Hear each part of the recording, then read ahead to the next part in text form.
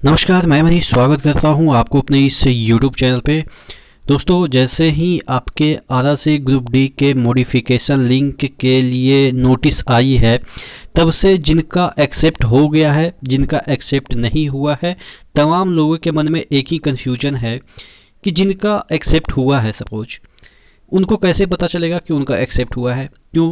क्योंकि कई बार ऐसा हुआ है, जैसे ही लिंक आया था तो बहुत सारे लोगों ने चेक भी किया और बहुत सारे लोग चेक नहीं कर पाए, या जो लोग चेक कर लिए हैं उनको ये याद नहीं है कि फॉर्म एक्सेप्ट हुआ है कि नहीं हुआ है, क्योंकि ये जो लिंक आया था चेक करने का वो ईसा पूर्व आया हुआ था। समझ में आ रही है ना बात कि कितना दिन हो गया होगा, तो आपको याद भी होगा कि नहीं होगा कि एक्सेप्ट हुआ है कि नहीं हुआ है। हालांकि आपने किया होगा, लेकिन बहुत सारे लोगों ने नहीं भी किया है। जैसा आप देखेंगे कि कमेंट आए हुए हैं, देखिएगा, सर मेरा फॉर्म एक्सेप्ट हुआ है कि नहीं हुआ है, कैसे पता करें, प्लीज़ बताइए, कुछ समझ नहीं आ रहा है, वीडियो बनाइए, मेरे अकेले का प्रॉब्लम नहीं है, बहुत कैंडिडेट का प्रॉब्लम है। ऐसा एक लोगों ने कमेंट नहीं किया है, और भी जो लोग हैं देखिएगा, ये सभी का एक ही क्वेरी है कि इनका प्रोविजनली एक प्रॉब्लम ये भी है कि किन्हीं का प्रोविजनली एक्सेप्ट बताया है, तो इसका मतलब क्या है। तो तमाम चीज़ों पे डिस्कस करेंगे कि किनका फॉर्म एक्सेप्ट हुआ है, किस तरीके से चीज़ें आगे होगी। ठीक है, इससे पहले वीडियो शुरू हो, एक गोल्डन अपॉर्चुनिटी आपके लिए है कि गोल्डन टिकट सेल चल रहा है टेक्स्ट बुक का, जिसमें कि आपको 12 मंथ का जो पास था उसको 14 मंथ कर दी गई थी, और 14 मंथ से भी आपको बढ़ा के 18 मंथ कर दी गई है, यानी कि 1.5 साल तक ये पास की वैलिडिटी कर दी गई है।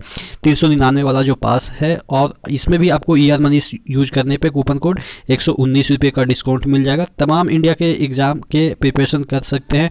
तकरीबन 29,000 प्लस मॉक टेस्ट आपको 430 प्लस एग्ज़ाम के लिए मिल जाएंगे।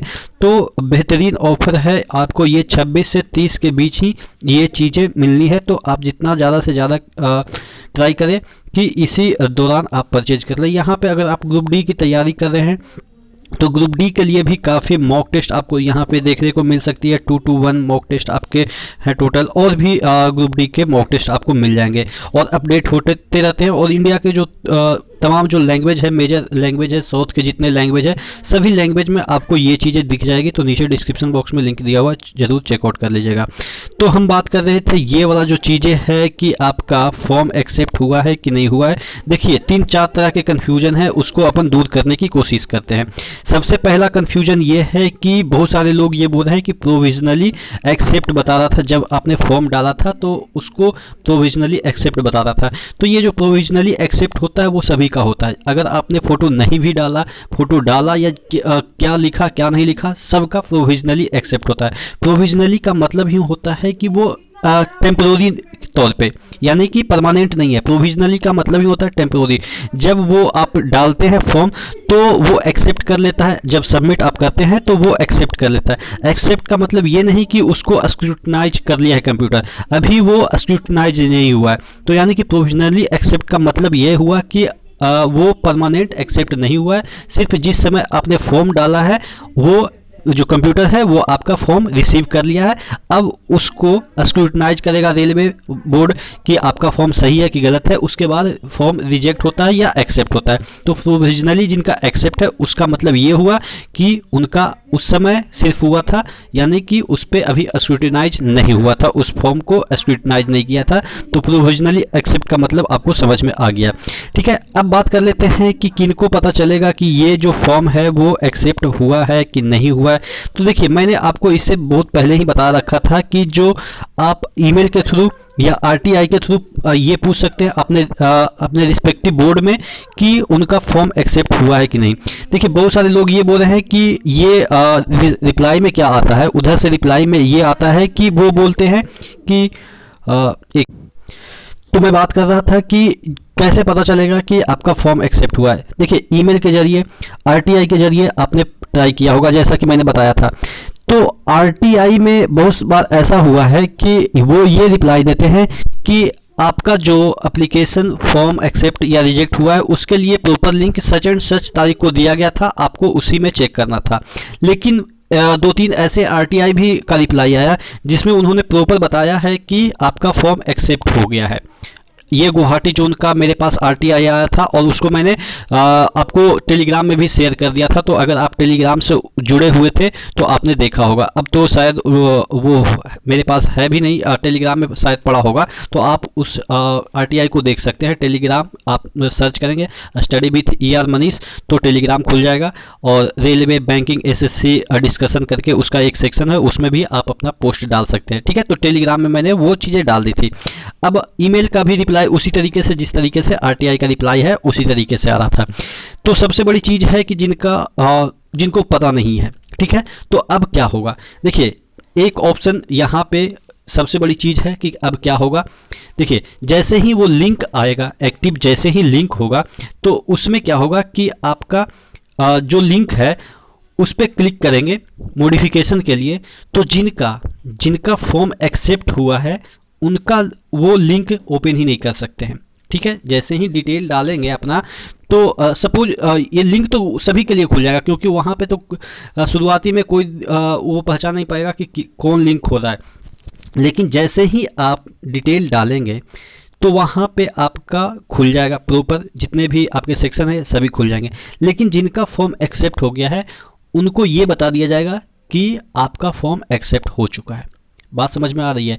यानी कि जब खोलेंगे, जो लिंक प्रोवाइड किया जाएगा, तो जब वो चीज़ें खोलेंगे आप, तो उसमें जिनका फॉर्म रिजेक्ट हो गया है उनका तो प्रॉपर वो लिंक खुल जाएगा और डिटेल वगैरह आप जैसे ही डालेंगे तो उनका प्रॉपर खुल जाएगा। और जहाँ पे सिग्नेचर आपका दिक्कत है वहाँ पे आप सिग्नेचर अपलोड कर देंगे। जहाँ पे आपका ये फोटोग्राफ जो चीज़ें है वो दिक्कत हो रही थी तो वहाँ पे फोटोग्राफ अपलोड कर देंगे। लेकिन जिन लोगों का फॉर्म ऑलरेडी एक्सेप्ट है वो जब खोलेंगे डिटेल डाल के तो उनका ये लिख के आ सकता है। देखिए, ये संभावनाएं हैं। बाकी और भी प्रोस्पेक्ट पे बात करूंगा कि उनका लिखा आएगा कि फॉर्म एक्सेप्टेड, लेकिन फिर भी उनका भी खुल जाता है। सपोज उनका भी खुल जाता है और आप देख सकते हैं कि जितने भी आपने चीज़ें डाली है वो प्रॉपर सही है, आप फोटोग्राफ तो उस पर सबमिट कर सकते हैं। यानी कि आप बिना मॉडिफिकेशन के सबमिट कर सकते हैं। तो दो ऑप्शन है, आपको डरना नहीं है कि आपका फॉर्म एक्सेप्ट हुआ है कि नहीं हुआ है। जिनका लगता है कि हमारा फॉर्म एक्सेप्ट हुआ है या नहीं हुआ है तो दोनों आप वहाँ उस लिंक पे जाइएगा। जिनका फॉर्म एक्सेप्ट हो गया है उसका लिखा आएगा कि योर फॉर्म इज एक्सेप्टेड, और जिनका फॉर्म नहीं एक्सेप्ट हुआ है प्रॉपर पूरा खुल जाएगा। और अगर जिनका एक्सेप्ट हुआ है उनका भी खुल जाता है तो वो एक बार एक नज़र देख लेंगे कि सब चीज़ सही है। हाँ, इसमें ये चीज़ है कि आपका पूरा खुलेगा तो उसमें क्या क्या चीज़ें चेंज कर सकते हैं, बहुत सारे कन्फ्यूजन है। देखिए, चेंज तो सिर्फ और सिर्फ किसकी वजह से आपको ये मॉडिफिकेशन लिख दिया जा रहा है, आपके फोटोग्राफ की वजह से और आपके सिग्नेचर की वजह से। और भी चीज़ आप मॉडिफाई नहीं कर सकते हैं कि आप अभी जम्मू जोन में भरे हैं बाद में मालदा में कर दिए या जो भी है पटना में कर दिए, ऐसा नहीं होगा। सिर्फ और सिर्फ दो ही जो ऑप्शन है वो इनेबल किए जाएंगे, दो ही ऑप्शन इनेबल। यानी कि जो ऑप्शन आपने भरा होगा कि 10th में कितने मार्क्स आए, इसमें कितने मार्क्स आए, वो सब डिसेबल कर दिया जाएगा। और ये जो टाइम लगेगा वो ज़्यादा दिन तक नहीं लगेगा, क्योंकि सभी ऑप्शन इसमें लगभग डिसेबल ही रहेंगे, सिर्फ दो ही ऑप्शन आपके इनेबल रहेंगे। तो ये चीज़ें हैं जिससे आप 100% कन्फर्म हो सकते हैं कि आपका फॉर्म एक्सेप्ट हुआ है कि नहीं हुआ। बाकी मैंने आपको एक और ऑप्शन बताया था आरटीआई में ये भाग के ऊपर है कि कौन सा जोन आपको रिप्लाई अच्छा से देता है। आपके गुवाहाटी जोन ने तो रिप्लाई दिया था कि आपका फॉर्म एक्सेप्ट हो गया है, लेकिन और भी जोन है वो अपने तरीके से वो रिप्लाई देते हैं। तो ये तरीका है आपके चेक करने का। आशा करते हैं आपको सभी डाउट क्लियर हो गए हैं। फिर भी अगर मन में कोई डाउट है तो नीचे कमेंट बॉक्स में कमेंट करके बताएंगे। रेलवे की रिगार्डिंग कोई भी अपडेट हो, कोई भी चीज़ हो, इंटरनल मैटर हो, एक्सटर्नल मैटर हो, टीचर्स मीटिंग हो, सब चीज़ आपको यहाँ पे मिल जाएंगे। और मैं आपको अगले वीडियो में ये बताऊँगा कि हमारे जो ऑफिस है वहाँ पे ग्रुप डी के जितने भी हम लोग ज्वाइन किए थे, 15 बंदे ज्वाइन किए थे, सभी प्रमोशन के कगार पे आ गए हैं। तो यानी कि 15 सीट हमारे ऑफिस में खाली होने को है। तो किस तरीके से खाली होने को है और उसमें आप फिल आके करेंगे, यानी कि जैसे ही हम लोग प्रमोट हो जाएंगे तो ये पूरा सीट हम लोग का ग्रुप डी वाला खाली हो जाएगा, तो आप लोग के थ्रू भरा जाएगा। तो ये जो प्रोसेस है वो मैं आपको बताऊंगा, ठीक है। बने रहेगा चैनल के साथ, यहाँ पे आपको रेलवे रिगार्डिंग सब चीज़ ऑथेंटिक मिलती रहेगी, ठीक है। तो अगर चैनल पे नए हैं तो सब्सक्राइब कर दीजिएगा, वीडियो अगर अच्छी लगी तो लाइक कर दीजिएगा। नेक्स्ट वीडियो मिलते हैं, और कोई डाउट है तो नीचे कमेंट बॉक्स में कमेंट कर दीजिएगा। धन्यवाद।